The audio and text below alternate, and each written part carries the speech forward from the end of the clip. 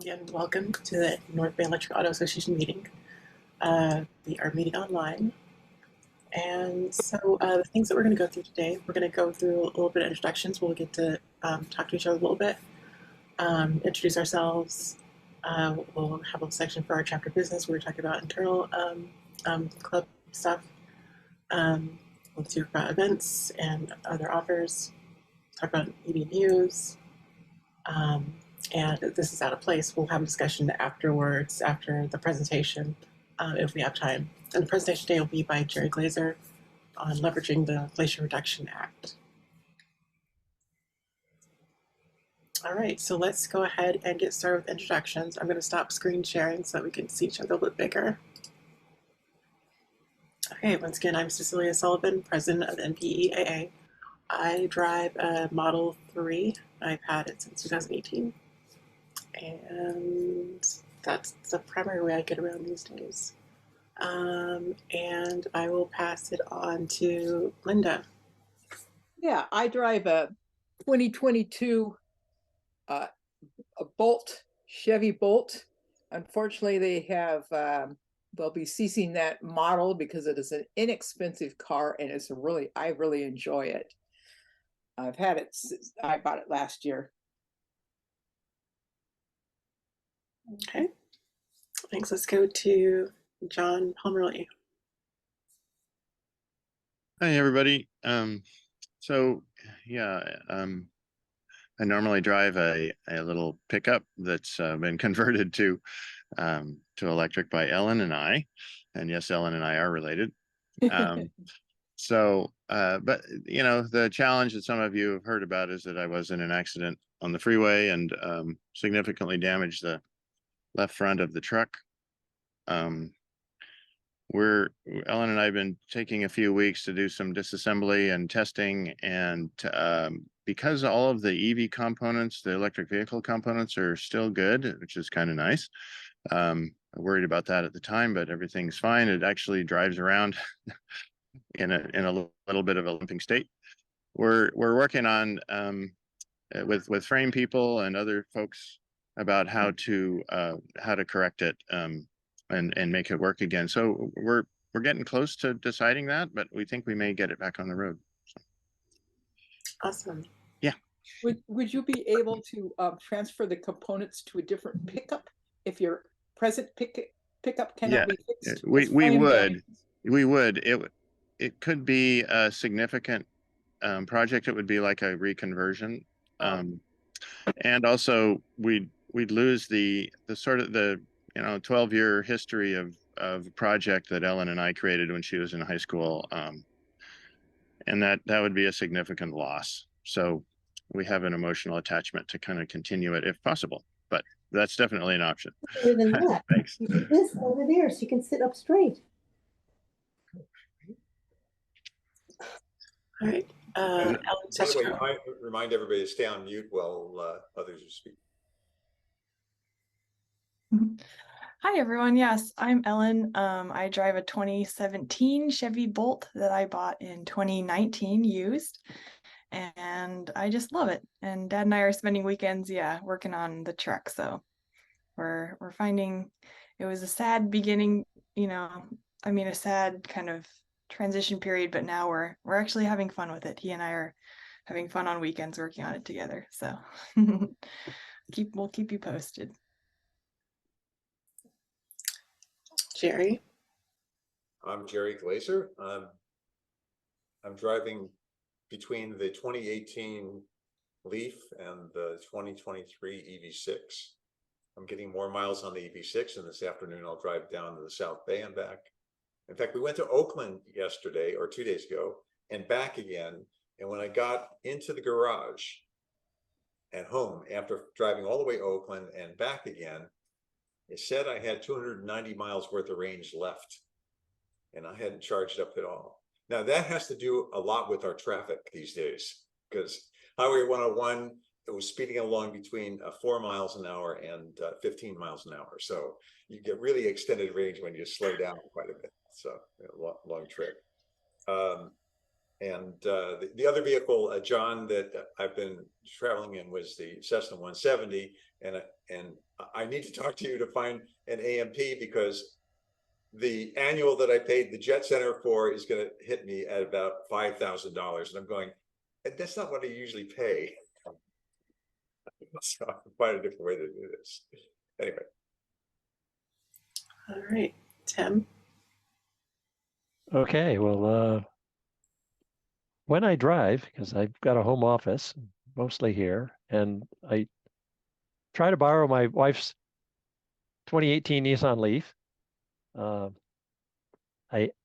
have a Selectria Force GT, but it doesn't run right now. I'm in the process of researching how I might upgrade the battery pack. It has original wet cell NiCads from the 90s when it was manufactured by Selectria.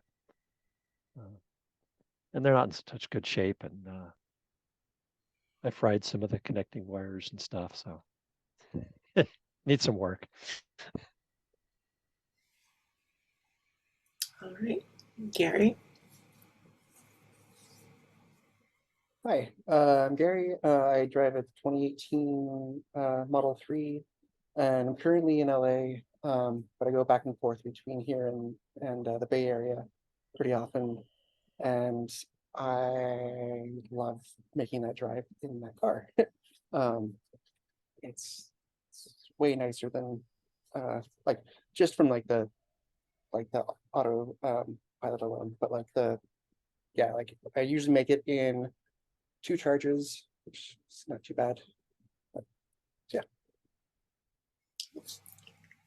Sonia. Hi, everybody.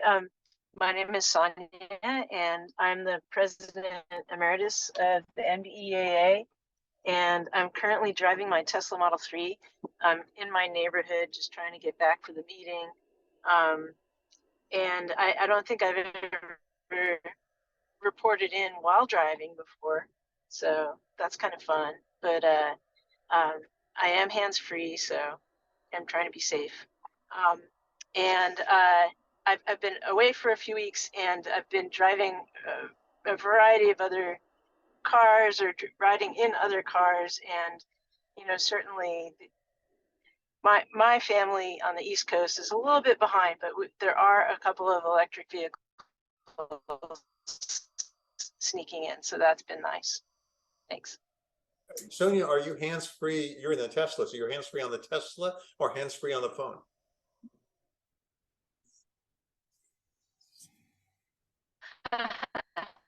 That's a good question. I don't have autopilot, and I don't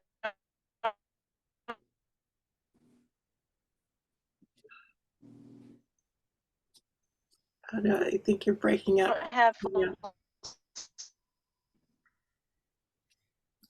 Yeah.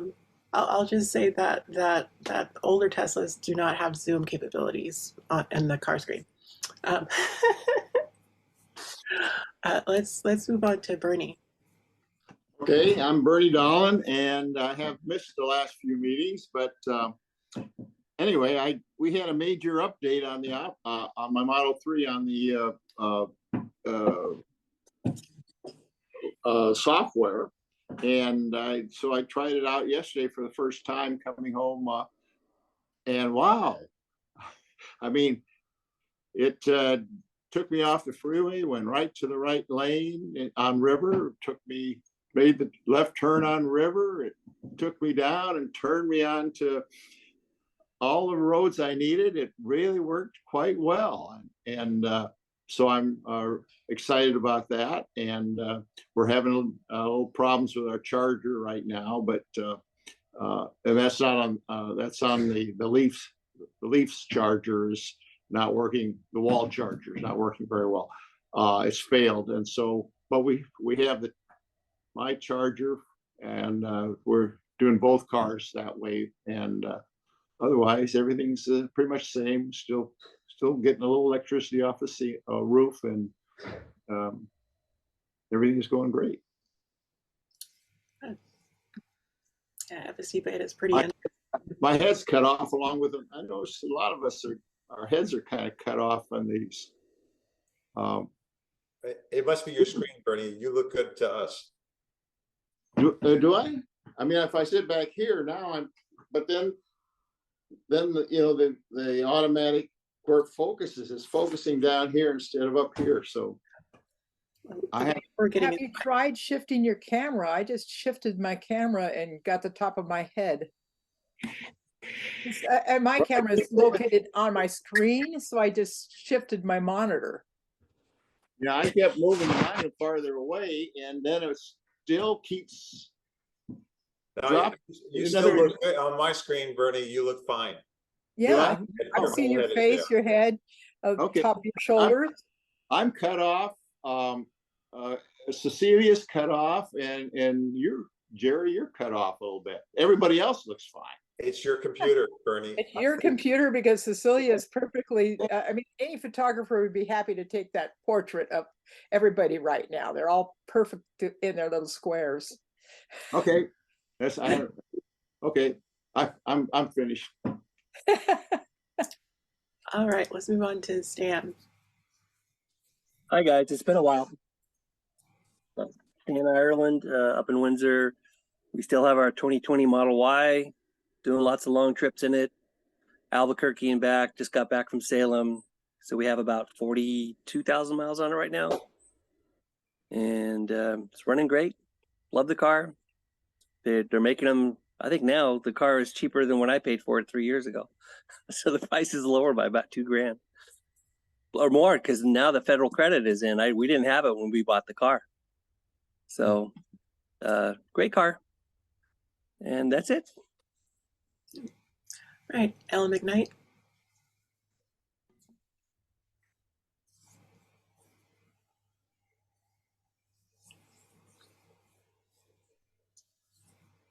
And if you're speaking, Ellen, you're on mute.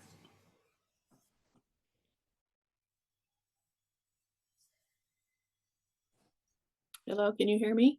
Yes. Okay, good. I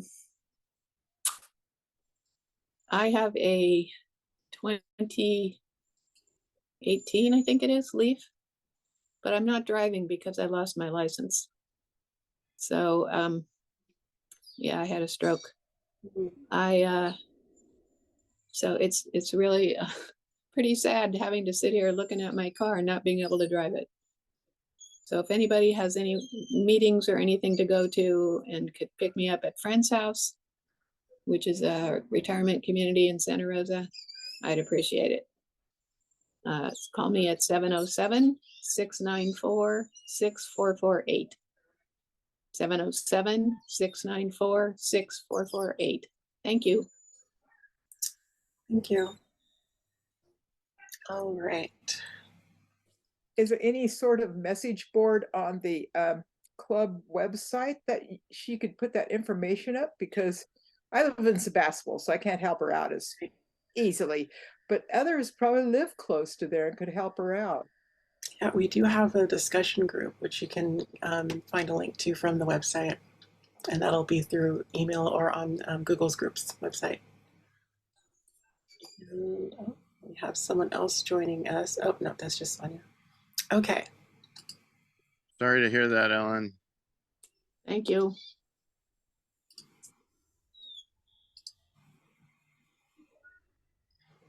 All right. Okay, so chapter business. So the NBEAA, just a little bit more about the club if you're not familiar. It's a chapter of the Electric Vehicle Association. You can visit the website nbeaa.org, and you can learn how to stay informed and involved with us. We have a club email group that is goes out 3 times a month. 2 emails before a meeting and 1 email afterwards as a recap. And we also have a Facebook group. And John, did you have something to say? Thanks. Yeah, I'm just going to have to move for pretty soon, so I'll be gone for just a little bit and then get back on. I just wanted people to know why I was disappearing. Okay. All right. So this meeting, like our other more recent meetings, they will be up on YouTube. We'll also have the presentations are available via our website.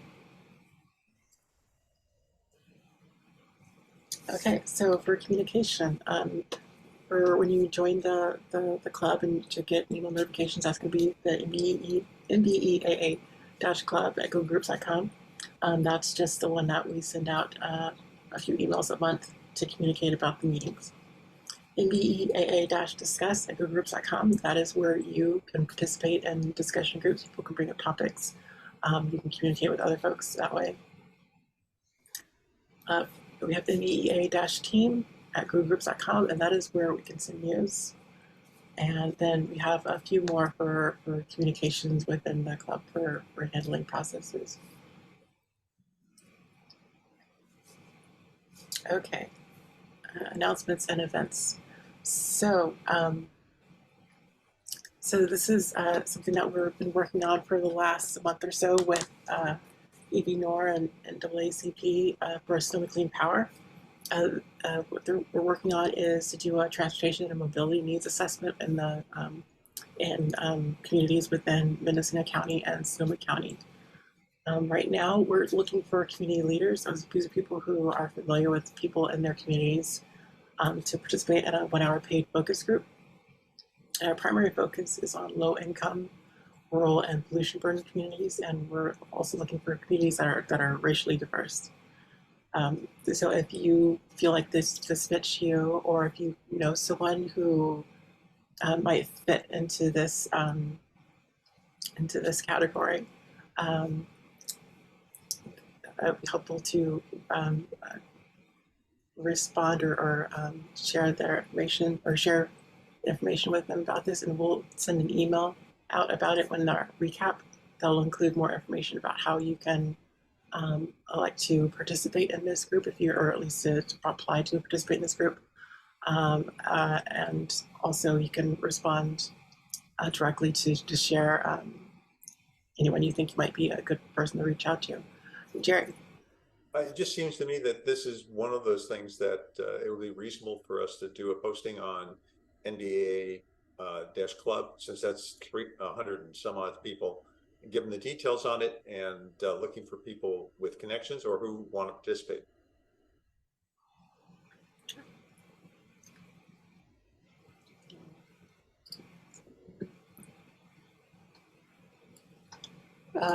To answer Ellen's question, this is what this is to talk about challenges within the community that people in the area face, and to I guess respond to questions about like possible scenarios that might be helpful, just to try to get an idea of what kinds of supports or programs would be helpful in those care communities. Any other questions or thoughts? And the areas of interest again? I mean, geographically, you said Sonoma County and what else? Mendocino County. Mendocino County, okay. And Cecilia, would it be fair to say that we could refer people who don't normally attend these meetings or do normally attend these meetings? Anyone who has the interest in participating? Yeah, I mean, we have like a little screener application so that, you know, if you feel that you would have something that you'd like to contribute, yeah, definitely.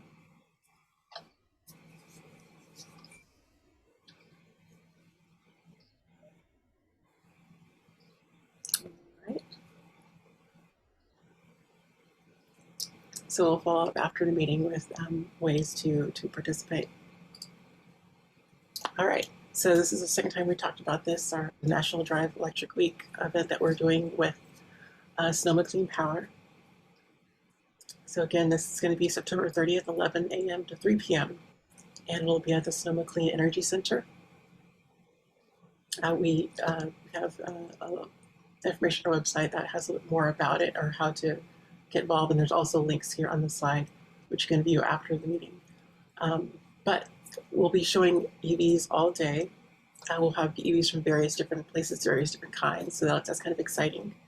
There will be 2 presentations, one on rebates and charging options, and another one on road trips, and they'll be in both English and Spanish. We'll also have a scavenger hunt. There'll be snacks and various demonstrations. We'll also have an info booth, which some members here will be staffing to help answer questions about EVs or EV usage.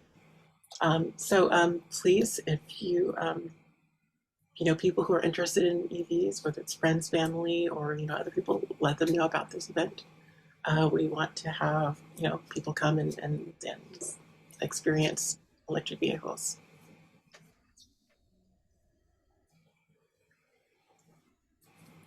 Okay, let's go to news. All right, so CATL has a faster charging LFP battery. They're calling it the Shinsing Super Fast Charging Battery. It was announced at CATL's new product event, Charge to the Future and a Flash. And what it does is it's with LFP batteries, the technology as it has been, that they haven't had like super fast charging. It's been a little bit slower than what you can get with other battery chemistries. So with this new battery, it can support up to 4C charging. That means it can charge 4 times the speed of a normal discharge over an hour. And Jerry, please, if you can help me explain this, I'm terrible at this. Well, okay, 4C basically means this: is you have the size of the battery in kilowatt hours. Now 4C, you could fill the battery up in 1/4 the time of the size. So it was a 44 kilowatt hour battery, divided by 4, and basically it put the instead of taking 44 hours, you divide by 4, it's like 11 hours to load the whole thing up. By the way, I did the math on this, and compared to the EV6 and the NMC 811s, it was comparable. This may be a large announcement, but not as large, and I had to work out my formulas multiple times to see if I could get it right, because I had a problem with the 4C as well. Right. Yeah. Yeah. Based on what I look up for the Model 3 LFP battery, it can peak at around 3C, but over 20% to 80% charge, it's 1.5C. They had a video where they had various people who were talking about how long it takes them to charge their cars. So I think that this is going to be a useful innovation for affordable cars. So to continue, it can do 400 kilometers or 248.55 miles in 10 minutes. That would be its maximum charge speed, I guess. And it can charge 0 to 80 at -10 Celsius in 30 minutes, which seems pretty good for really cool temperatures. I just looked something up. QuantumScape, for instance, their standard charge rate for a QuantumScape battery, and those are not out yet. They'll take another 2 years. Those charge at 4C as well.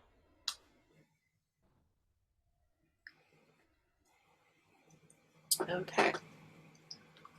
SB 233 had an update on the 1st of September. The Assembly Appropriations Committee removed the bidirectional capability for passenger vehicles and school buses sold in California by 2030. So it's basically, the bill is not going to achieve what authors wanted it to achieve. Now the language only authorizes the state board to make a decision about requiring bidirectional capability if there is evidence that it would be useful.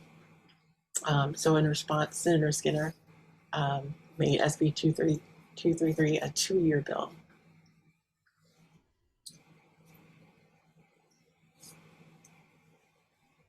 So, Cecilia, who do you think anybody, who do you think opposed the idea of requiring it?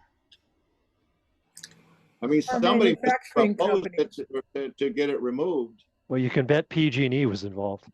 And No, car I manufacturing don't think companies. so. That I doubt PG&E. PG&E actually had in their innovation day major pushes to have programs and people supporting this, as well as PG&E is working with the Department of Energy on a program to prototype doing this as well. I think it's most likely two places. One will be the manufacturers. Does add a small amount of additional cost. It probably will be from some of the companies that don't yet have charge stations that do this. And it could be in a number of other places. There's a lot of issues with it from the point of view of where the standard is yet too. If you actually look at what the different companies are that make the stations, that I've been told that in most cases that if you have station X, it works with this car, but doesn't work with that car, even though the standard's written, because there's nuances to it. So it may not be ready yet. And quite frankly, I've talked to companies that are making fleet vehicles and suggested that they include this, folks that I know. And the answer came back was, we can't find any of our fleets that would benefit from this. Because the major problem is this, is that the time that vehicle to grid works best is if you're charging in the middle of the day and then discharging in the evening. And for all those delivery services and buses and whatever else, they're discharging during the day and they want to charge at night, and so there's no place to charge. The head of the CEO of Sonoma Clean Power said, our solution is this: we have to stop charging at home and we have to start charging at offices. And if we were going to do this, then we might want to put the vehicle to the grid at offices. We want to charge up at the office and then have people discharge at home. So the application might be in question as well. So I don't think it's PG&E. They actually have an active program. That's interesting. There are a number of people who are retired who have electric cars, so they don't have an office. And there's also a number of people who are teleworking, so their office is at home. So maybe those are a minority of people who own electric vehicles. I mean, charging at the office? Well, and actually, if you look at it from this point of view, look at all the cars. Caleb's not on today. We used to deploy electric buses and trucks. We didn't put that many batteries on the buses, so we only put 120 kilowatt hours. Most buses run now at about 250 kilowatt hours that they're carrying on board. That's 3 times larger than most cars. And so if we start looking at fleets and the number of miles that they do and all of that, the target for vehicle to grid will probably be fleets. And we probably don't need legislation if it economically pencils out. Mm-hmm. They'll just do it. Yeah, I'll point out that earlier versions of this bill did require bidirectional capability in charging equipment, and I believe it may have also covered more vehicles, but those have been removed at earlier stages of the bill's review. And the equipment is more, even when you're talking about most of the companies that have made the equipment already, and there's a couple that are now certified. The companies that have made it already, they target about 6.7 to 8 kilowatts, because that's what you're going to have on your panel that you can run. And even at that, their retail prices are running at around $3,000 to $4,000, up to $5,000 for the station. So the changes on the vehicle aren't as dramatic as the changes on the station. So if you're doing DC already on the vehicle side, some of it's software and some of it's IGBTs. So it's not a big change. But on the station side, it's a lot. And also then you have to worry about transfer switches, and you have to worry about wiring and electric standards, all of that stuff, which has been worked out for batteries on the side of a building. But the example I have is I'm in my studio right now with my garage. My garage is 150 feet from my panel, I need a transfer switch to switch off at the house when the car starts discharging to the house to give it power. So there's a lot of questions go along with it. I don't think it was ready. I imagine that if you can pass the cost along to the consumer to create those types of charging equipment, that a lot of these companies and manufacturers want to make this type of thing, but they don't want to be compelled to always make it. They want to be, they want to be able to offer it as a line item, and pass that cost on so that it's, you know, potentially a more expensive piece of charging equipment because it has that switching capability, right? Yeah, and for instance, just to look at the difference in the cost, you're looking at $4,000 to $5,000 for the station, and yet I have my EV6 downstairs, and I didn't put in another station. Instead, I'm using a $300 charge cable that lets me charge 6.7 kilowatts on 220, you know, off of a plug-in in my garage. So stations even will stop appearing, I think, in homes, and we might start relying on cables. That's what they do in Europe.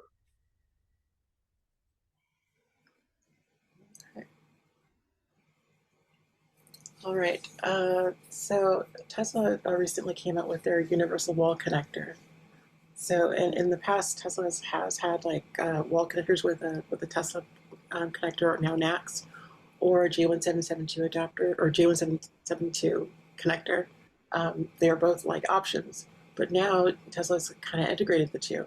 So it has the NACS connector on it, but also it has an integrated adapter so it can be converted to J1772. So individual vehicles don't have to worry about what kind of adapters they may have in order to connect to the station. Question I have is how robust this adapter will be. If it breaks, is there going to be replacement options? But in other news, the Hilton hotels, there are up to 2,000 of them will have up to 20,000 of these connectors. Previously, they've had 200 locations with an older version of the connector from 2017, or the deal was from 2017. And with this new deal, at least 6 connectors will be at each selected Hilton hotel location. Yeah, your question's interesting, Cecilia, because it's kind of like it serves the same purpose as a double cable type charging station, but maybe it's less expensive somehow. And it's certainly like interesting looking and more elegant, but you know, if they fall apart, people will go back to that double cable style, I would imagine. I mean, well, the industry is moving towards NACS, so yeah, eventually, no more J1772, I guess, after at some point, if everything continues the way it seems to be going. Yeah, I do wonder, because I know that a lot of these charging stations, they do the little the J172 connector with the little clip. Sometimes those things do break off, and that makes it a little bit more difficult to maintain charging. So I'm just wondering how robust that little adapter is. And I'm not a Tesla owner, but and I'm wondering, I'm pretty sure NACS actually complies with the J1772 protocol, because the adapters that I see people use, you just plug it in. There's no room for any logic in that. Right. I forgot the name of the physical connector. Just do the presentation on it. I don't remember. Cecilia? Yes. I'm curious, do you know if these are available for the general public to purchase? Yes. And okay. So And go on, they start shipping in October. Okay. And so when Hilton buys these, it's not like Tesla has some kind of a deal where they get a little money off of every use or something. It's a sale, it sounds like. Yeah, okay. So okay. There is a way to set these up where they can be a revenue source for the owner of the equipment. I'm not sure exactly how any revenue sharing would happen, but I think with Hilton hotels, I don't think that they charge for electricity. So in this instance, I don't think it would be that. And it would be difficult to do that unless, I mean, there is the app. if you did want to use one of these, you could use the app in order to activate it in order to like pay for it too. So it could be for Teslas or non-Teslas. But yeah, I don't think they charge at the hotels. Usually don't charge for guests. Right. I don't know how they would differentiate at this point, but do you have experience with that? No, but I was on one of the towns on the coast a couple of years ago and impressed that one of the hotels there had like 8, type 2 chargers for their guests and the little signs. I think they like turn it on,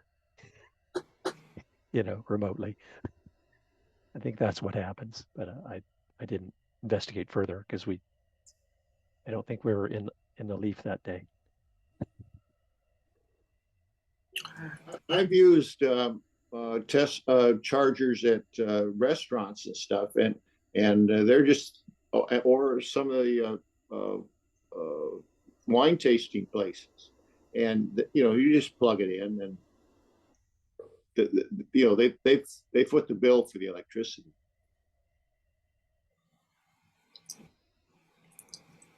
Okay.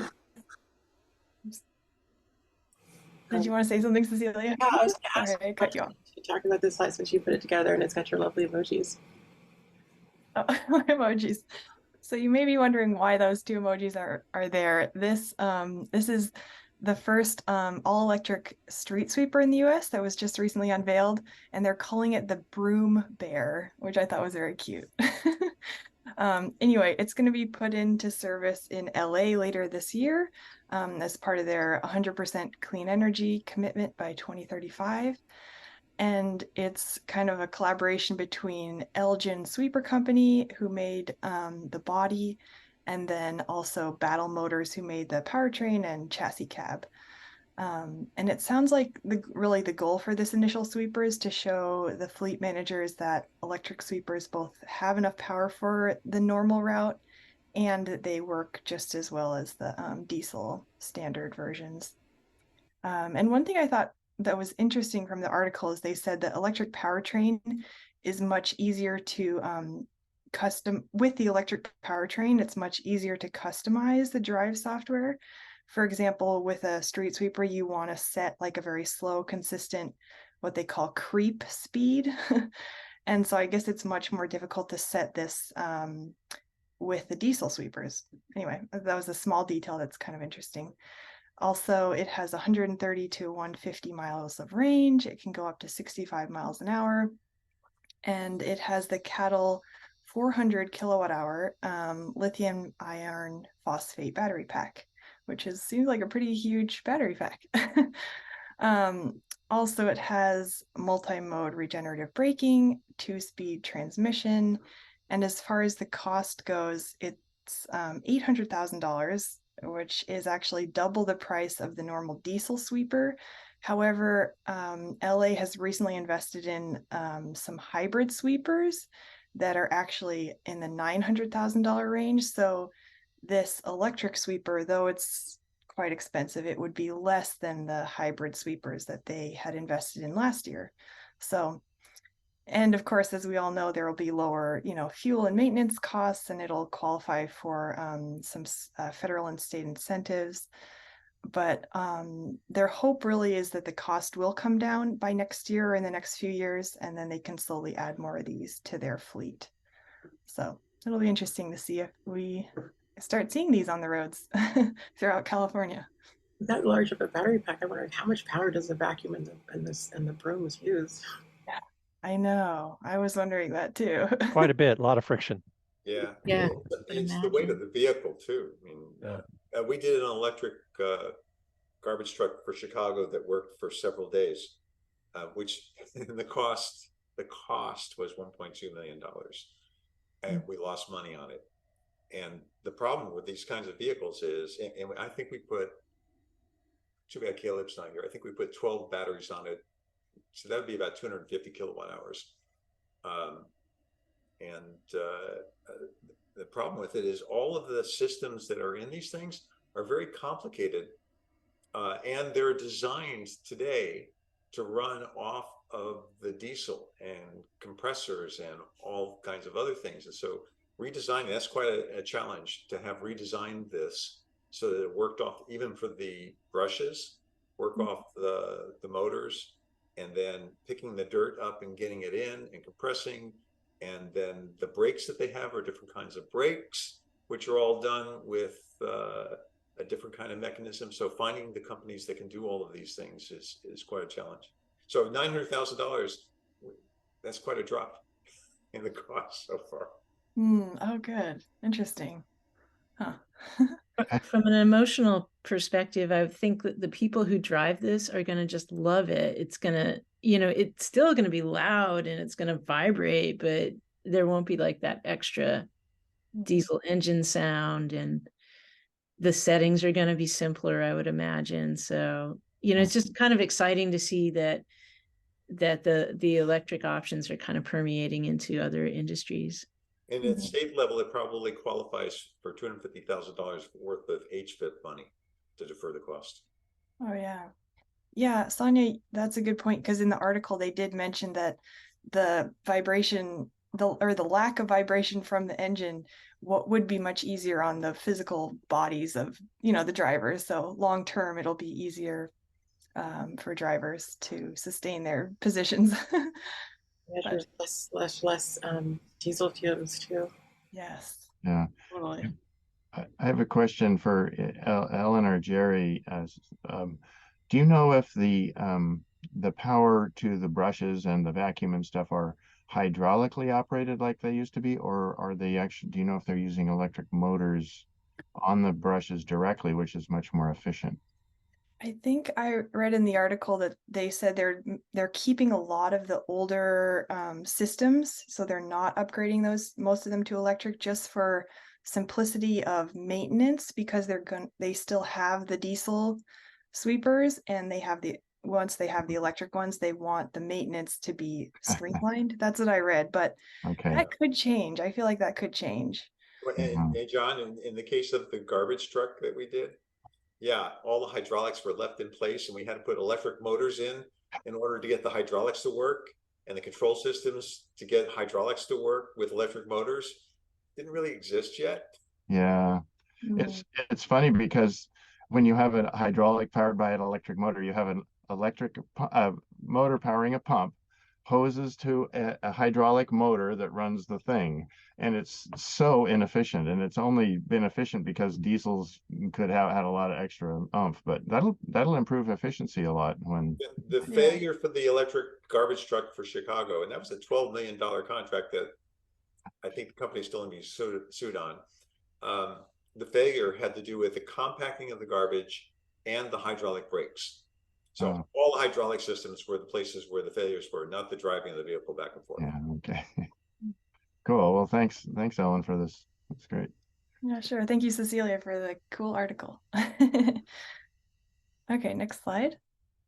So I'm going to talk about this one as well. So in St. John, New Brunswick, Canada, which is just on the upper northern eastern, just above Maine there. They're doing a test run of these electric buses for the full 2023 year. And the really cool thing about these buses is that they're 20 feet long versus the standard 40-foot long diesel bus. And they're an on-demand service, which means that riders can use the app or call in to arrange a pickup at a time that works for them. And so both like the size of these buses and the on-demand factor makes them much more economical overall. And so far they're finding, now it's been halfway or more than halfway through the year, they're finding that there's a significant cost saving and a doubled ridership, which is pretty incredible. And they're actually the first municipality in Canada to combine both electric and on-demand services in one vehicle. So the two savings with this type of bus is the initial cost is significantly less. So the initial cost for the 20-foot e-bus is $350,000 versus about $650,000 for a standard diesel 40-foot bus. And then the more interesting side, I think, is the fuel savings. So this little 20-foot bus has a 137-mile range, which they estimate costs about $3 to $4 for a full charge of electricity. But I guess for a 40-foot diesel bus to go that same distance of 137 miles, it costs $225 in fuel, which I think is because it's in Canada, so it's more expensive than here. And it's, obviously a bigger sized bus, but still, that's a significant difference there of savings. And then, of course, with the on-demand feature, it saves, energy, etc., in terms of the bus not having to drive around the route with few or no passengers. It kind of eliminates that inefficiency. And something that I thought was really cool in the little video that I watched is that the drivers of these buses are like totally on board with this, and they really want to make it a successful pilot. So they're actually doing these little games where they try to extend the battery range and get as many hours in of service as they can. And anyway, I thought that was just kind of a fun little. It just made me happy that the drivers are on board with this. But I represent the club in our seat on the Sonoma County Transportation Authority. We're on the Citizens Advisory Committee. And last year, when I got the financial report, I started looking at what the cost was for every rider on Sonoma County bus. Mm-hmm. Cost per ride, the operational cost per ride, not the asset. Operational cost per ride is around $32 per ride. Now, I don't know how much we pay. I think it's probably $1.50, but the rest of it has to be funded. And so both that and my seat on the Policy Advisory Council in MTC, we've been looking at how do you merge the different organizations. And I think in the next meeting, the 3 bus transit districts that are in the county, and why are there 3 was a question I asked. So I now have a 233-page report that I'm reading on why we have 3 transit bus transit authorities in one county, and why the costs are so high. And the question I was going to ask you, Ellen, did any place in this article talk about what the cost per ride was that they finally came up with? No, unfortunately, they didn't do that. But I suspect by the end of the year, once they've done the full year, they'll have a lot more data on that. Okay. But yeah, unfortunately, no. Okay, I'd love to find that. I may try to contact them, because one of the other things I've been doing since I have both these seats now is I've been taking public transit all the time. Mm-hmm. And the major problem turns out to be that we're still running the transit with schedules. And then you look at the vehicles and find out how many people are on the vehicle, and there's practically none on the vehicle because they're leaving at the wrong time. Yeah. So on demand is actually one of the things that people have been talking about here as well, but I don't think they've considered how to do it. And even here, I live in Sebastopol, we have a bus that goes around in a circle once an hour. It's free, and I never see anybody on it.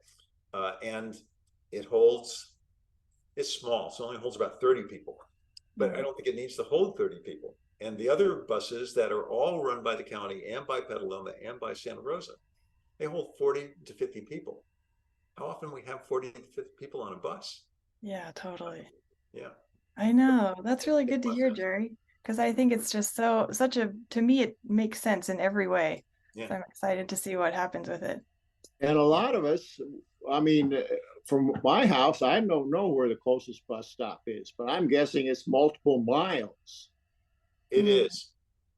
And so with this kind of a system, because I did drive, in retirement, I did for about 4 months drive one of these kind of bus. It wasn't an electric bus; it was a van. But we did pickups, and they would call us, and we'd go pick them up and take them where they wanted to go. And so it was the same sort of delivery type deal, and it would work for everybody so much better. Yeah, totally. Again, thanks. Jordan, you do that as part of the paratransit for the county? I did this in Colorado when I lived there. The bus. Well, I think the key thing from that article was the you know, call them and say, I need a bus, and they show up and the ridership doubled. I mean, Yeah. that's like a, well, duh. If it's convenient, you will use it. Mhm. Yeah, and Tim, that's a great point. And I'm gonna pull the article up and see if I can find a forum for discussing it and outlining it and the Yeah. next time around. Totally. Because if you double the ridership, you'll have the cost per trip. Yeah. It's an incredible. And if you're not running a regular schedule and just picking people up as necessary, you probably cost half the number of trips. Exactly. Totally. Stop near me. Excuse me. I noticed that I've never seen a bus there, but it only runs twice in the mornings and twice in the late afternoon and evenings. So Hey, I have to have my plane repaired at in Ukiah at Nick Bishop's place, West Coast Wing. So I was looking at the bus schedule. Yes, there's a 9:30 and a 12:15. Yeah. okay. Definitely a lot of work in the bus arena needed. Okay, next slide.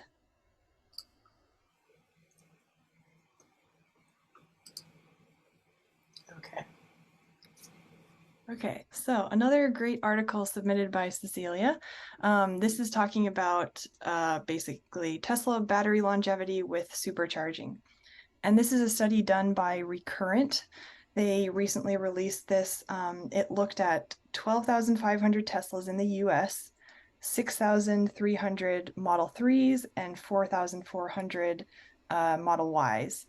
So for each of these two Tesla groups, they had two groups within that. They had frequent fast chargers, which meant more than 90% of the time fast charging, and then rare fast charging, which means less than 10% of the time fast charging. And so if you look over at the two graphs on the right, the top one is, the top one is Model 3, the bottom one is Model Y. And there's the blue line shows frequent fast charging, green line, rare fast charging. And as you can see, those two lines are almost exactly the same. And they found that the results show no statistically significant difference in range degradation between the two groups. Oh, and I forgot to mention that the x-axis is battery age and the y is the percentage of range. Or the Y shows the percentage of original range as seen on the dashboard, which is actually different than the real range. So basically, as time went on, the batteries did, the range did decrease, but that's more, it looks like it's more due to battery age than to fast charging versus regular charging or slow charging. I hope that makes sense how I explain that. And so this is over 2,000 days. So that's about 5.5 years, or the bottom graph is over 1,000 days. So that's like 2 3/4 years. So again, yeah, no statistically significant difference in range degradation between the two groups. Based on their findings, it seems like it's more due to, what was I going to say? Based on their findings, it appears that the thermal voltage and battery management systems do protect the batteries from frequent fast charge damage. So that's a really good thing.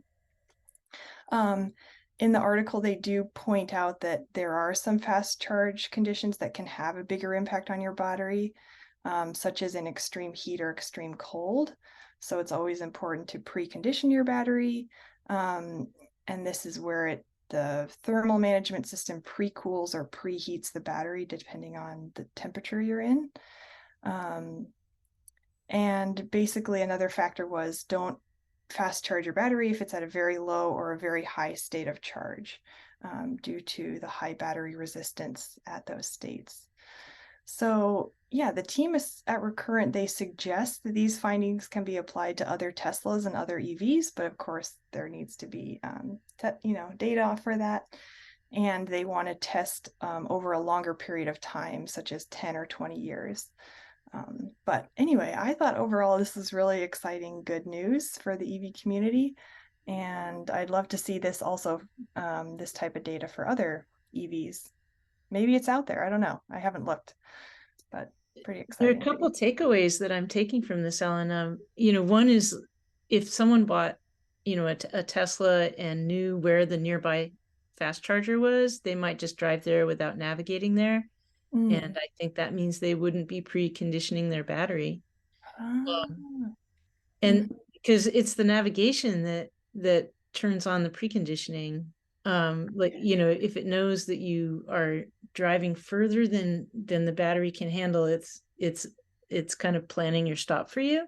Or if it knows that you're driving to a supercharger that you've selected off of a map, it starts that preconditioning. And then the other is, as a broader set of people just own EVs in general, what if they don't realize that it's not so great to deplete the battery down to a really low range or charge up to 100%. Like, it seems like that those are like good kind of public messaging things, I would think. Yeah, definitely. So I have a question on that then.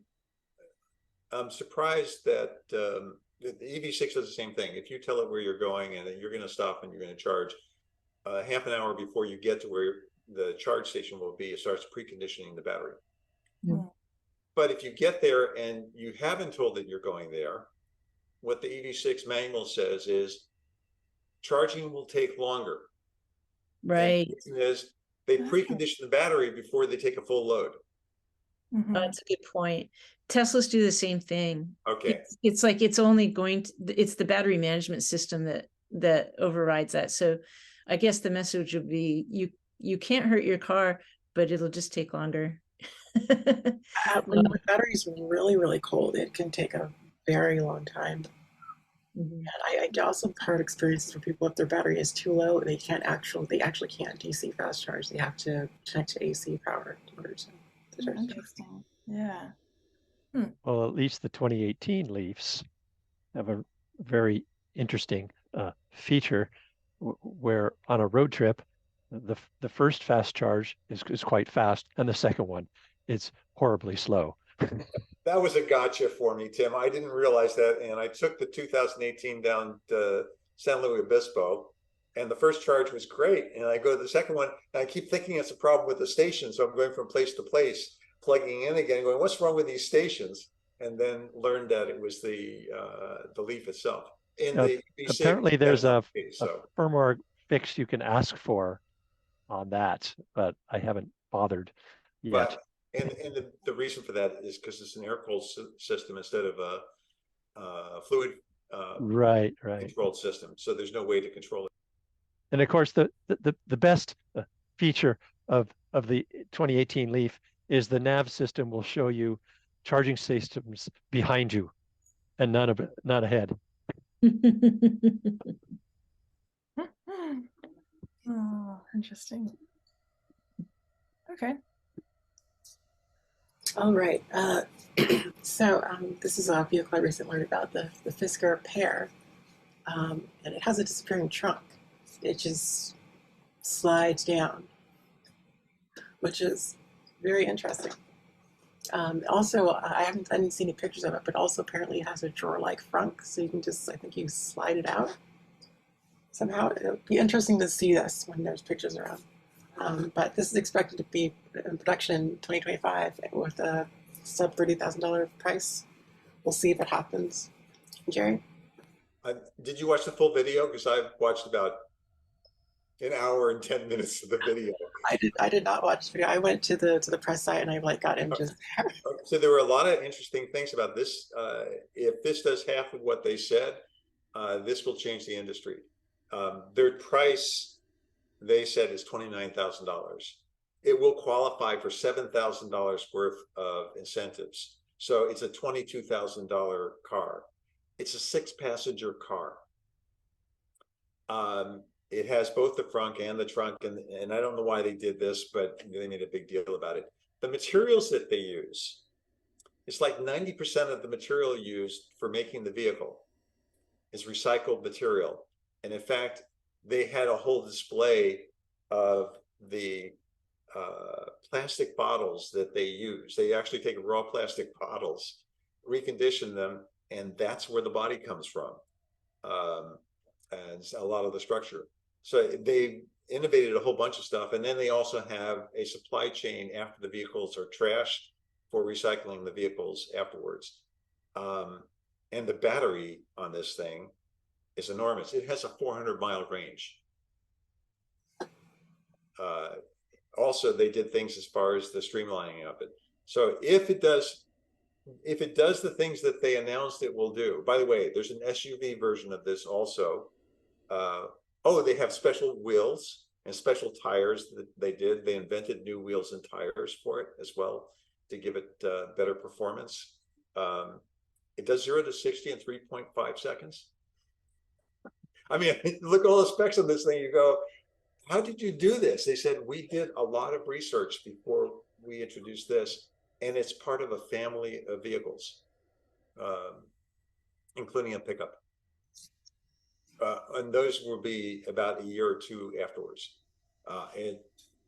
They're out Teslaing Tesla. It was what they were trying to do. I wish them the best, because it would be really cool to see some of these features, but then I get kind of worried because I know about the manufacturing level of effort. Do you think that that trunk drops vertically all the way down? No, or, it doesn't. It slants. It scoops under. So the window goes in, then it scoops under that. By the way, part of the reason they can get the price down, they developed a supply chain so that there's no supplier for any part of the vehicle more than 600 miles away from the vehicle, from the assembly point.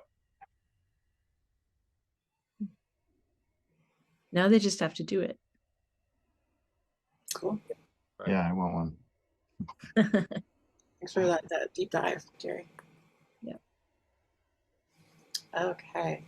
Clean energy investments. Jerry, you sent this in, right? Yeah, I did send this one in, and it was a quick article. The thing that I found interesting was that the investments now in renewables have outpaced the investments which are currently being done in fossil fuels for deployment, and that 30% of UK's energy today is from the renewables. That's actually more than California right now too. California's interesting in the sense that we're like PG&E. PG&E is 95% carbon free, but it's not renewables. I mean, they found ways to do it carbon free. They're converting steel, so it's done with electric as well, and that's a whole as a change. You know, concrete's going to be the next thing to be looking at, and the money. This is a whole article on how renewables were outpacing non-renewables as far as investments. The one that got me was the red states are outpacing the blue states in the investments. So that was kind of interesting. I forgot when I sent this in. I didn't know you had made a slide of it, so that's why I'm stumbling here. Otherwise, I would have read the article again. But basically, that was very. I have friends who have given up on climate change, mainly because they don't think we can achieve what we need to achieve. And part of what this article was saying was, hey, we're starting to get there, and the ramp is occurring. It's kind of like with EVs. You know, those of us who've been driving EVs for 20 years, okay, when are we going to have EVs? And now we look at it, and we're increasing between 50 and 70% per year in new car sales on EVs. So there's a lot of good news happening. Well, my wife goes to Bioneers every year and volunteers, and you bring back all kinds of good information, right? And I remember a few years ago when they said that the cost of putting in the large scale, solar or wind farms for producing electricity was cheaper than everything but natural gas. Well, now it's even cheaper than, Natural and gas. get this, the operational costs Yeah. of natural gas, not, discounting the building, the plant, you know. So it's happening. It's happening. Yeah.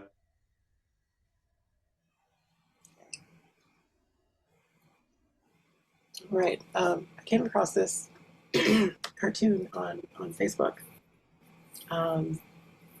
where I believe this is actually Canadian pricing, but they mentioned, or at least for the truck, $115,000 Ford F-150 Lightning, and then they have, and this is the charging station, $10,000. This is the charging station that supports vehicle to grid or to home. They're home. No, nobody's doing a grid because you don't have the transfer switches. But So those are $5,000, not 10. what? They're $5,000, not 10. Okay, maybe that's also Canadian pricing. I don't know where that came from. Anyway,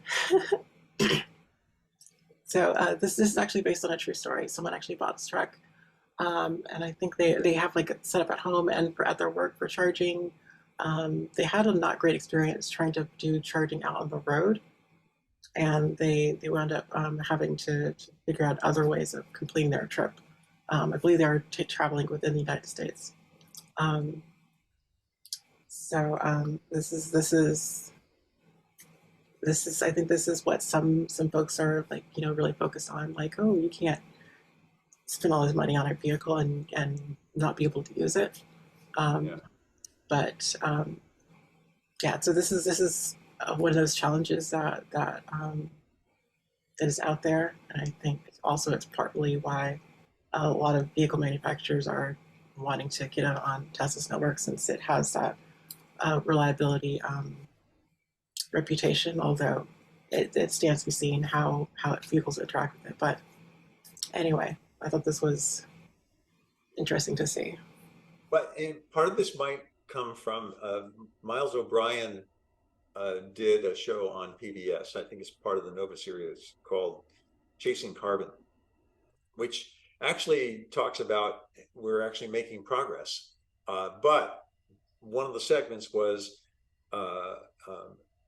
Ford gave him a truck and he drove it up the East Coast, and his challenge in finding places to charge. And that the vehicle didn't go as far as the vehicle said it was going to go. And my experience with the EV6 is it goes further than it says it's going to go. So it's the opposite. But the point that I always say to people who go, well, where are you going to plug in? I go, I have an outlet right here. Okay, it might take a while, but you never get stuck. Wherever you are in the United States, there's electricity. You can go 100 miles through the West and not see a gas station. Yeah, well, the non-Tesla owners know all about, problems with charging infrastructure on a road.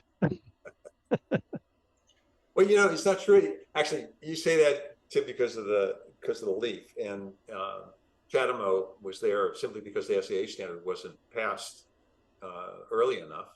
And when I got my first Leaf, the 2011, the dealer guaranteed that when the standard was there, that Nissan would replace the connector for the fast charge, and that never happened. Right. Now I still have the Chatamo for the Leaf, and I'm going to keep that because I want to get a Fermata vehicle to grid to use with that. Yeah, well, it's like, in Lake County, there's nothing in the way of fast chargers. There's you go down to Whole Foods in Santa Rosa to charge up, and sometimes they work. Often you have to like try one and it disconnects as soon as it connects, and then you have to, go over to the next free stall and hopefully that one works. And sometimes you do that 2 or 3 times, and and out of that bank of how many is there, like 7 or so, you finally find one that works. Yeah, but the point that I always make is this: you won't get stuck. You may Oh, not. yeah. It may not be convenient, but it's not like I have to have the vehicle towed, or somebody has to go out and get a gallon of gas so I can make it to it, or 5 gallons, make it to a gas station. You know, somebody always has a house with an outlet. The fact that our previous president was able to drive around the world with his Tesla, and he went across Mongolia with his Tesla. So electricity is just about every place. Yeah, yeah. In response to this article, John Parmalee gave me an idea. So I did my own little. Oh, good. So got gas truck, $85,000, whole house generator, $3,270 because you want to, compare it to like the $10,000 charger.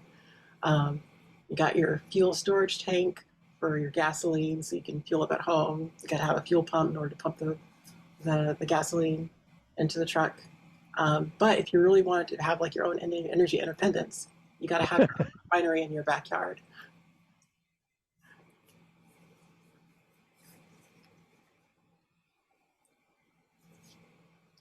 By the way, I'm using the same argument with friends about generators for the home. I'm going, put on solar panels and batteries. And they said, well, no, all I need is a gas tank and a generator. That's a lot less expensive. Well, it's $20,000 for that. Okay, fine. Well, what happens when you run out of gas? Oh, somebody brings in more. Are you sure? I know the sun's going to come out. I actually looked up like prices for gasoline delivery and all that stuff, but I couldn't find a price for like a small scale refinery.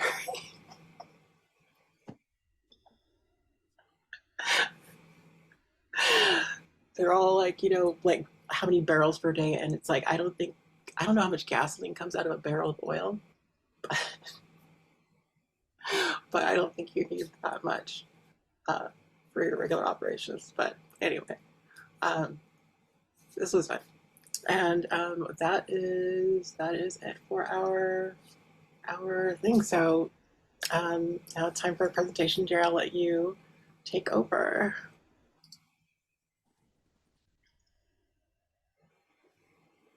And you're on mute.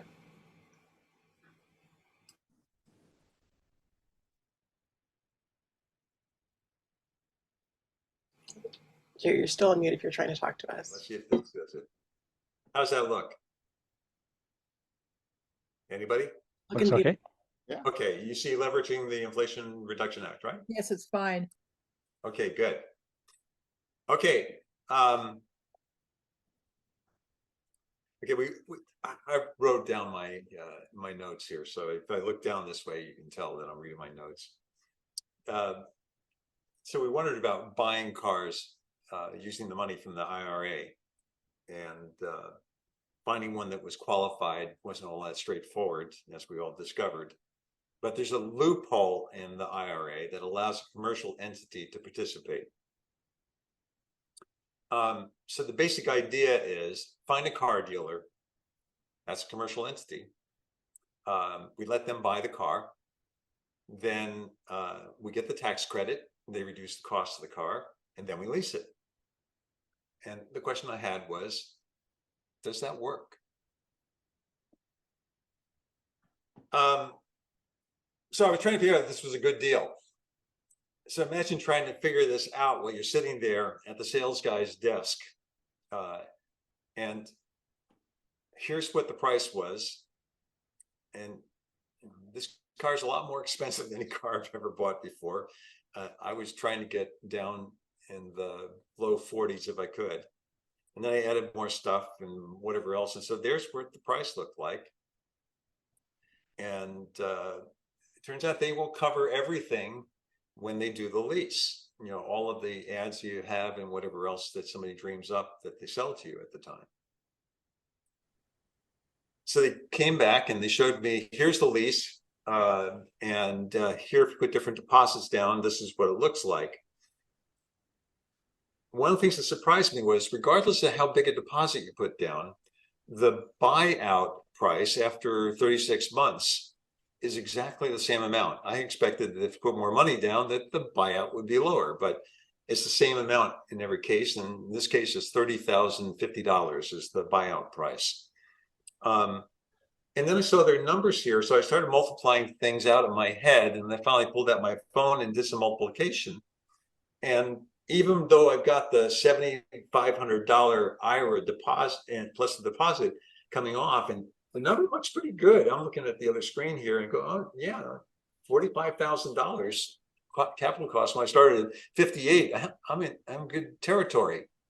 So the next thing I started looking at was, okay, let me multiply out the payments that I'm making and figure out what it turns out to be. And here I am at $62,000 on something which if I wrote them a check and walked out the door, would be $58,000. So suddenly I'm spending $4,200 more on the vehicle if I lease it and I get the $7,500 discount. And that didn't make any sense. All the great money that the dealer's going to make. Well, okay. Well, that's part of the point. So I was trying to figure this stuff out, and I'm going, oh, well, screw it. So I called my financial advisor, and his assistant says, write him a check. Quit screwing around. And I go, okay, fine, I'll write him a check. And I go to start writing the check. I say, well, we don't have the car yet anyway, so don't write us a check. And the sales manager comes in and says, look, lease it for a month or two, pay down the lease, then come back later and buy the car. And you'll come out way ahead and we'll get everything working out right. So then I went and started looking further and go, how does a lease work? Because I asked them, when I pay off the lease in 2 months, what will that payment be? We don't know. Wait a second. Well, we won't know until you have the lease. Well, that doesn't let me decide what's the best approach to take. So I spent time learning how leases work. This is what I found out. Leases basically have 3 parts to them in their payments. There's the depreciation portion. That is, how much is the car worth less each time? That's like how much you'd be paying off on a loan, the principal amount. There's the lease charge, so they make money, as you said, Bernie. And then you finally pay down, pay it down in the residual. And there's taxes, depreciation on the depreciation. So if you're paying off a portion each month, you're paying down also on the taxes that you owe, the sales tax. Okay, so since the dealer couldn't tell me what it was, I started to do the analysis and working out the numbers. And then I noticed this, that if I take all the numbers and I add them together, I come up with $44,513 is what the adjusted capital cost would be. But the capital cost they have is $45,000. I couldn't figure that out either. So I called them back and I said, what's this all about? We don't know, but we're sure it's right. So I learned that car dealers are not financial people. And the guys in the finance department, they're not financial people either. So then I started analyzing it myself.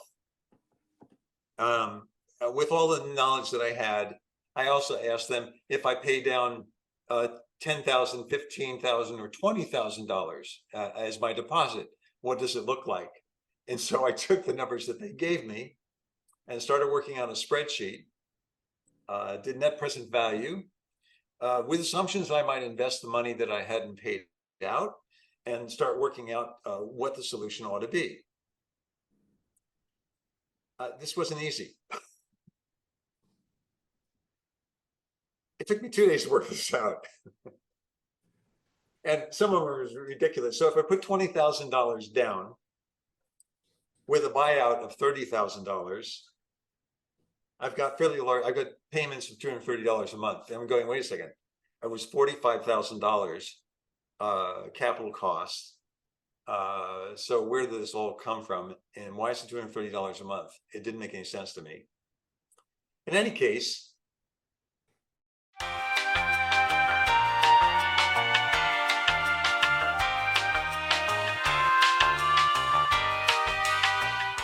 I finally decided the best deal was I put down $2,000 and my total payout should be $54,000. And I figure out that by looking at depreciation and everything else, that what I should be paying them in 2 months is $16,498. And I get to invest the $30,000 for 3 years. And so this looks like a pretty good deal so far. So then I go in for the deal. And I get the lease. Surprise, surprise, surprise. Didn't work out exactly that way.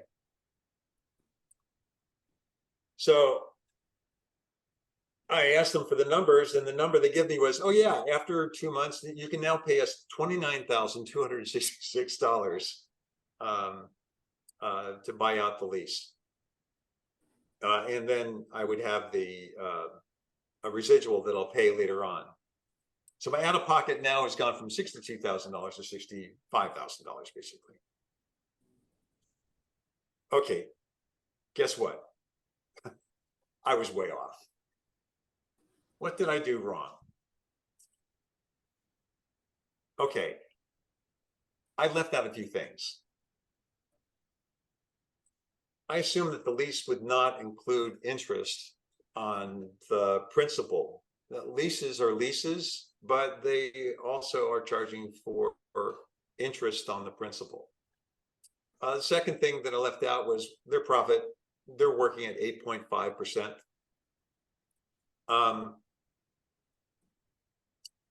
They sold, I have to admit it, my wife, on a service contract that was embedded in there. I forgot about that. And all of the numbers that they show you when they're showing the lease, they don't include the taxes. So forget the analysis. It didn't do what I needed it to do. What did I leave out? There's more to think about in the lease, you know. And if you're delaying the buyout, they're charging you interest on the money for the buyout. And there's a whole bunch of incidental things that show up as well. They're all nested in the lease price. Lots of things that you'd see when you were paying the last bill. Anyway, the primary reason for a lease is when you don't have the cash to buy the vehicle. And so that's why they nest everything in there, which makes it really difficult to do the calculations. So what I didn't understand was the monthly payments didn't include, our county's pretty expensive, the 9.25% sales tax. The payments are amortizing the service contract, which was thrown on there. The capital amount for the vehicle wasn't reduced all that much. And the big part is you don't get to carry the $30,000 for no cost. So all of that investment that I would maybe make 5 or 6% on is costing me 8.5%, so that doesn't make any sense. There was the other part too, which I just couldn't figure out why they have a capital amount. And in the end, it looks like what I wanted to do instead, so I asked a different question. Let's not do this. I don't want to do that. But instead, oh, you want to buy it out and pay for the whole thing today? It's $52,262. So if you took the $29,000 and added it to the 30, which took you up to $59,000, if I just pay for it all now, it's $52,262. If I add up my first month's payment and my deposit, I'm at $55,111. If I look at the real cost with the taxes and everything else thrown in of the vehicle that I would have to pay, it would have been $60,744. So on the $7,500 savings, I got $5,633 by buying the car on a lease, putting down the smallest deposit possible, and then paying it off after 1 month. And by the way, the part of the capital cost was the first month payment, which is one of the things that was also nested in there. And I don't know how they get to do that. Anyway, the check was in the mail when I put the presentation together. They have received the check. It took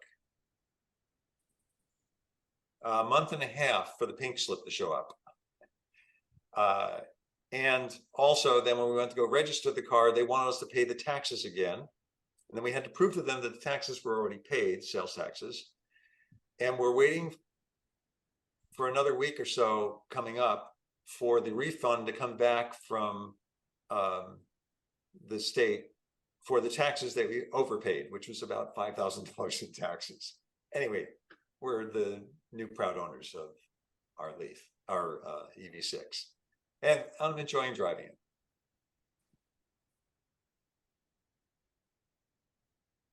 So this method saved you money, but it may not be for everybody because you have to have nerves of steel to kind of navigate it and take care of the tax situation as well, right?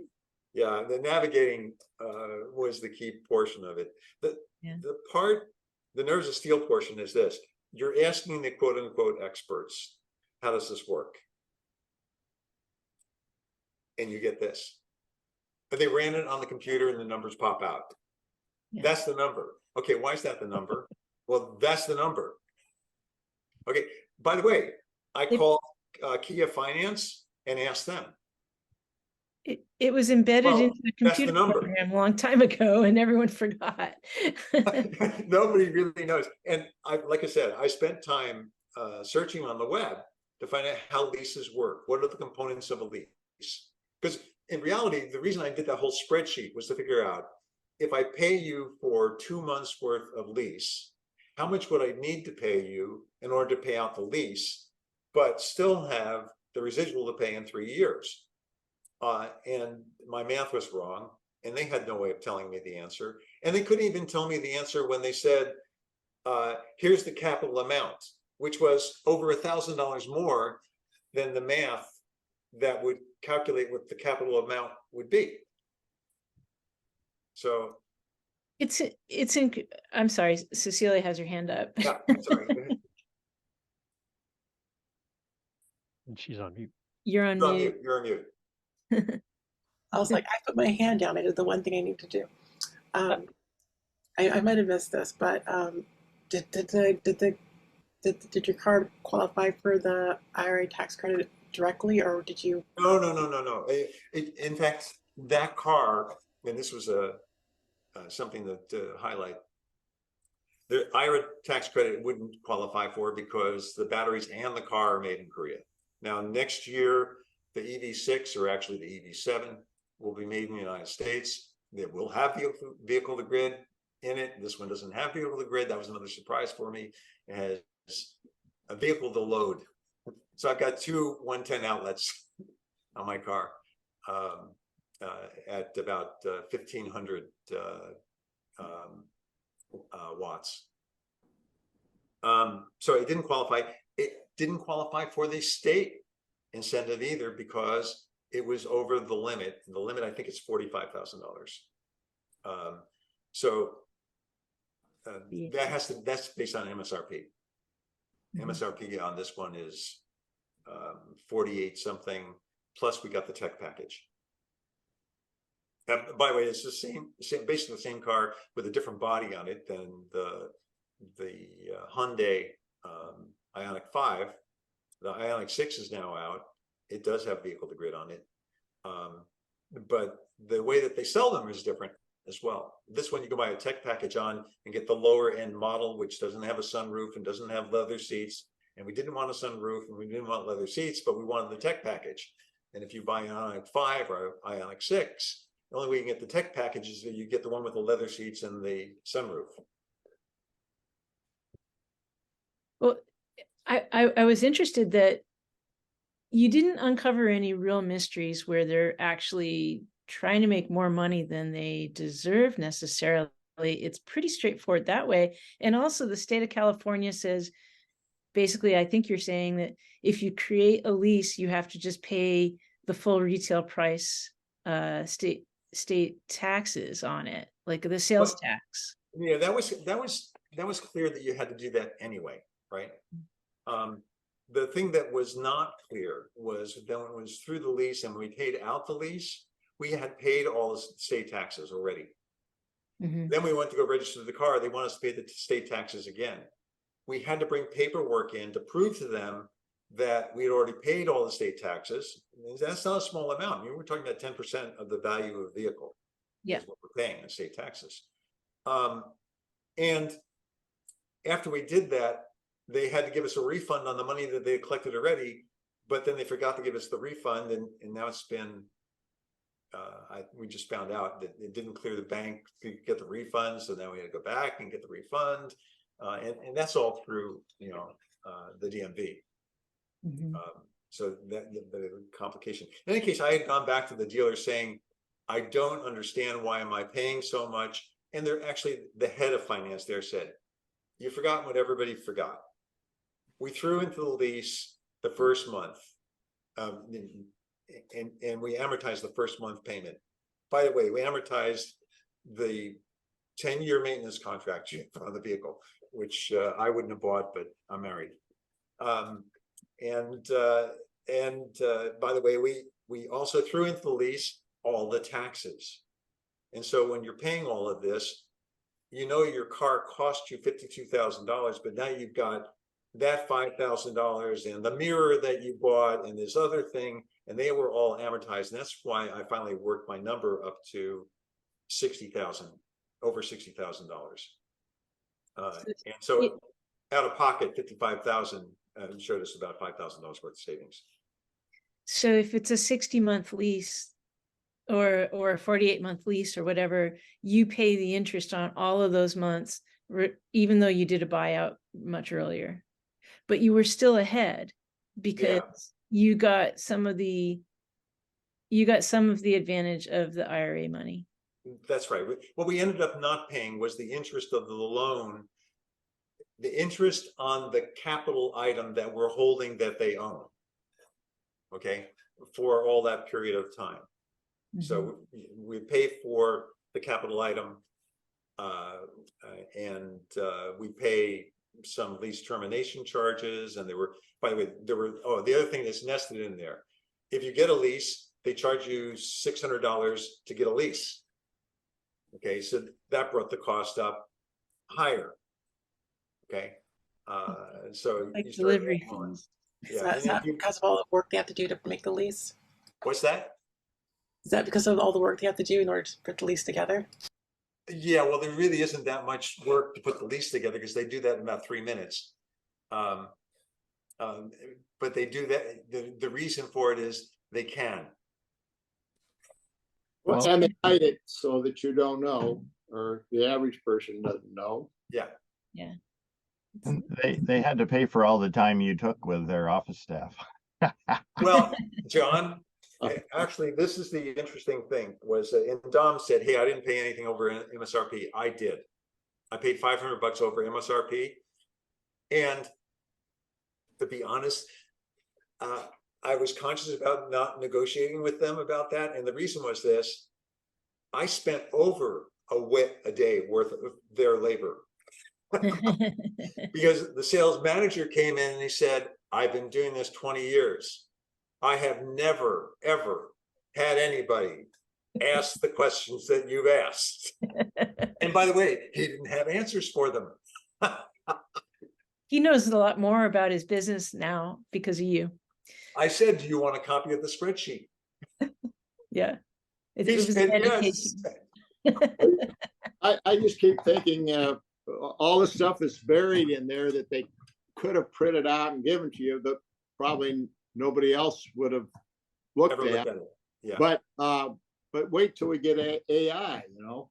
Yeah. Then we're going to really see a lot of buried stuff that we'll never know about. Well, and that's the part that amazed me. You take the numbers, even on that one slide I showed, the numbers are right there. Number 1, number 2, number 3, subtract that, add this, and here's the total. The total's different by $1,000. Who would have seen that the total was different by $1,000? Nobody else has ever noticed that before, he said. Yeah. And I'm going, well, you know, why is it $1,000 different? Well, we don't know, but we're sure it's right. I have a question for the group. Has anyone heard of a subscription service for a car? Because I feel like there's an opportunity to kind of disrupt the financing process and say, okay, we'll give you a subscription service. And I think maybe that just works with car share, but I'm not sure. Oh, you mean driving? Because I do have subscriptions. I mean, I get my Sirius, and there are several other subscriptions people can purchase for adding features to their car. But you mean actually subscribing and having a car available? Yep. Because my whole career was turning purchase software into software as a service. We all buy software as a service now. And I'm sure there are many people in Silicon Valley that are like, why isn't a car software as a service? Because it's just kind of software on wheels now. But the PowerPoint crashed because I'm still using the purchased version. That's an extra feature. If my Word, which I subscribe to, crashes like his PowerPoint, mine won't. I get the $75 a year one or whatever. But the car, my software doesn't take wear and tear. Downloads from whatever server it's floating around on, and it's used. And then if there's something wrong with the software, the company will send me an update. A car, my driving habits may be different than your driving habits, and I may have driving habits that are unhealthy for the life of a car. I don't know this whether I do or not. And yet there are subscriptions for cars, and they've been there forever. And what they're called is rentals. Yeah. No, I'm serious about it for this reason. At one point, my son's car had crashed, and I gave him my car, and I went to Hertz, and I rented an iThink, and drove an iThink for a month. So it was a rental. So how do you think of a rental being different than a subscription? And same thing when I was working in Indiana, I was renting cars by the month. I wasn't leasing a car because a lease implies something. I was renting a car. Mm-hmm. Right? So they owned it. I had no intention. There was no capital associated with it. It was, I'm using the car. They figure out what their costs are, what the life of the car is. So how is a subscription with a car any different than the rental of a car? Well, I think that regular rental agencies on a monthly rate are still kind of prohibitive, but now that we have like kind of peer-to-peer car sharing, mm-hmm. I guess you could look at that. So like, would anyone here, get into a situation where they might want to rent an EV off Turo on a monthly basis and forego any of the extra costs of owning a car? That would be an interesting presentation. We could kind of like dig into that. Too bad David's not here, because David essentially did have the car for a month, right? When he did it through Toro. And what are the consequences? Do you still carry like I didn't own a car for a short while, and I decided to still carry personal car insurance because I was driving other people's cars and I could have gotten in a wreck, and all the consequences you can happen in a car. And it wasn't very expensive. It was like less than a couple $100 a year or something. But for these Turo or whatever they're called, do you have to carry your own personal insurance, or does the company insure the car that you're sharing? That's an interesting consequence because people buy. They have both options. So like if you live in New York City, maybe the only time you drive a car is a rental car, and you don't keep insurance, but you just buy it from the agency. Right. Or if you already have insurance, you insure yourself. Yeah. Yeah, the Turo, I think what I would do is do that non-car owner insurance, which is, like I said, not pricey, and therefore have insurance. So the company probably has you buy insurance at Turo. I never have any sort of insurance in a taxi or if I take an Uber or Lyft. But if that guy's insurance couldn't cover me, I'm not saying it's a bad crash and something medical comes up, then I think my insurance would kick in. So I'm using a taxi ride share. That's an interesting question for someone who continually uses a ride share, not rentals. That all seems to be covered. We need an insurance agent because a friend of mine and my sister-in-law have been doing house swaps. And often with the house swaps, it says, oh, I have a car. If you'll swap your car, then I can use yours, you use mine. And the question I asked was this: how's the insurance work? And my friend said, well, they have insurance on their car, and so if I have an accident, then the insurance, or if they have an accident with my car, I have insurance, and that's all covered. But it occurred to me that insurance has, in this case, two components to it. One is we're covering the car. Oh, we're covering liability as well. Now, if I use Sonia's car and I crash into somebody, why would Sonia be liable? The car did it, but I was the driver. So it ought to be my insurance that was paying. What I have done in the past, and I'm Bernie, do you know? People, Yes. I mean, I know that my insurance covers me no matter what I drive. No matter what you drive. But if you were driving my car, so if I travel someplace and rent a car for a week, I refuse their insurance because my insurance will cover me, and I don't know about anybody else's. I can't speak for that, but my insurance, USAA, does cover me renting a car. Well, now, as does mine. if you want to save the headaches, you might pay their insurance too, because that way you just walk away from it. I mean, there is some headaches involved in having an accident when you know, when you're 1,000 miles from home, and the rental car company wants their money right away, and they're not going to trust your insurance company. I had that problem once. I know that that's the case for almost all of our insurance, that if you're driving, and my question for my friend was this: if somebody else has done a house swap with you and they're using your car and they have an accident, do you need to check to make sure that they have insurance? Because will your insurance company that's insuring you and your car insure liability when your car with somebody else driving it runs into something? My guess is no, but yeah. In the case of my insurance company, let's say I was doing this regularly, so I knew that this person would be driving my car, you know, 3 or 4 months out of a year or whatever.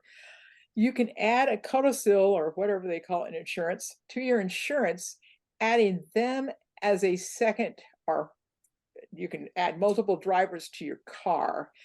And if I realized I was going to do this with friends frequently, and that means that their driving record also goes to your insurance. Sometimes that I put someone on my insurance and it lowered it once. He had such a good driving record, but it can go the other way, of course.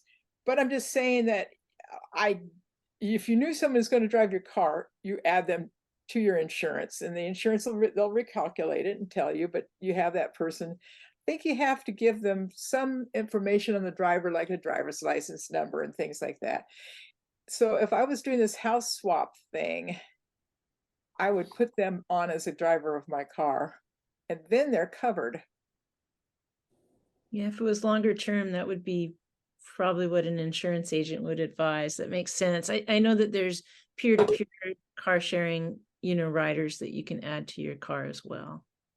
Yeah, and you have to, if you want to drive, everybody probably knows this, if you want to drive Lyft or Uber or other things, you have to get a commercial thing added to your insurance. That's why I wouldn't let my nephew use my car for commercial purposes. I said, not unless you pay the added insurance. But that's a whole different thing. The car share companies where you're doing it through an app, I can't remember the name of those companies. Like one starts with a T, I think. Sure.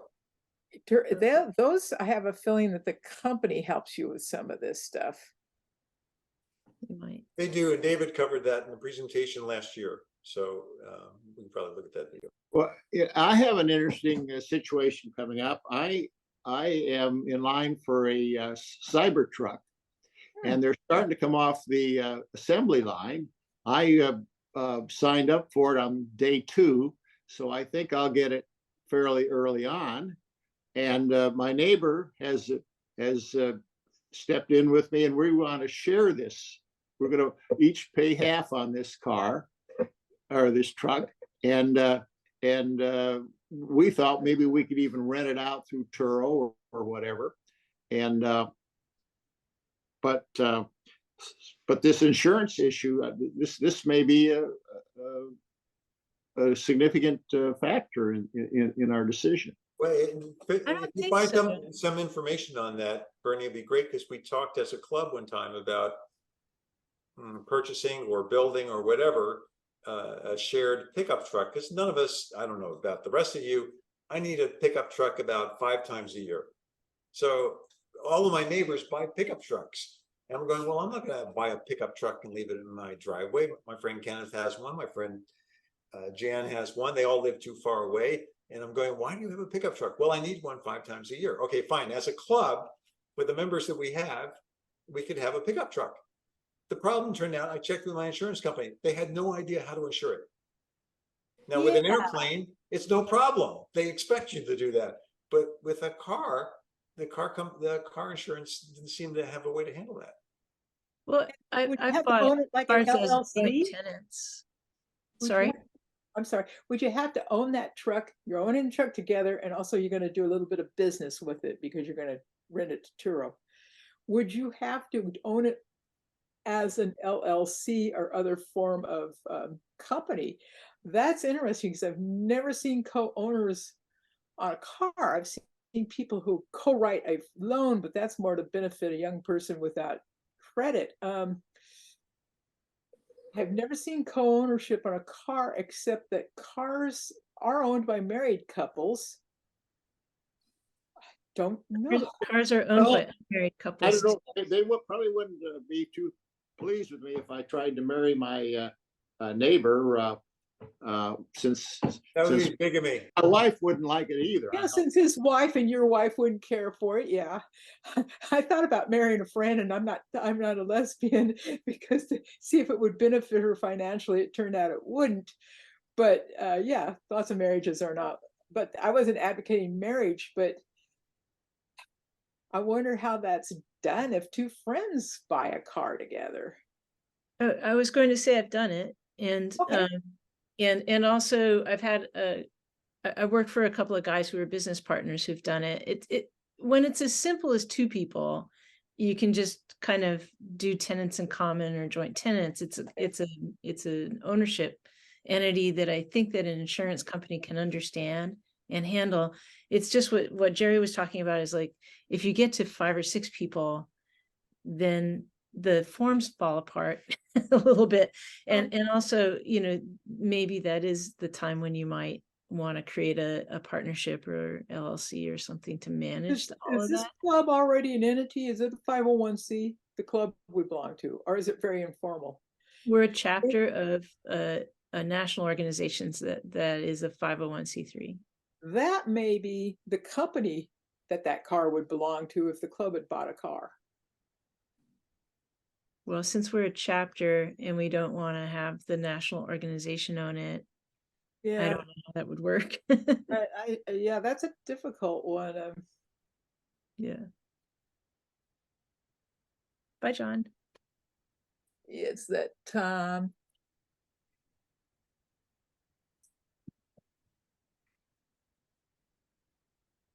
A few years ago, I remember running across a title that unfortunately I can't remember. A woman, lawyer in Berkeley, wrote a book about how to set up various sharing agreements. I don't know if car ownership was covered in that or not. Do you remember her name? I am a retired librarian. I'll probably be able to find the book. Do you remember her name? I'm afraid not. It might have been Nolo Press, though, right, Tim? It might have been, come to think of it. Nolo Press. Press in Berkeley has a lot of how to creatively do a lot of things kind of stuff. Yeah. Good to see. The experts say that our cars sit there for 90% of the time undriven. I mean,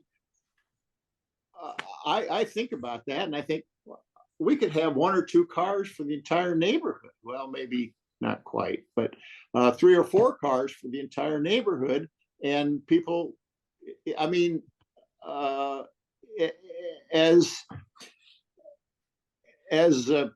we move forward in this, that would be certainly ways to save, to contribute towards saving the planet, however you want to think about that. But well, my neighbor and I already share, say, lawn equipment, and the car thing ought to become, I mean, that ought to be a standard capability.